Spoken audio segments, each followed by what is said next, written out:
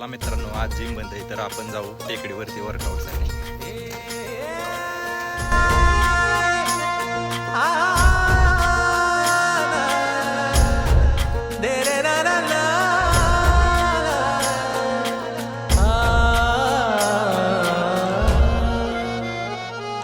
ही वाट जरी बळणाची बळ येऊ दे हिमतीला, झुंजार होनी ललकार आसमानाला,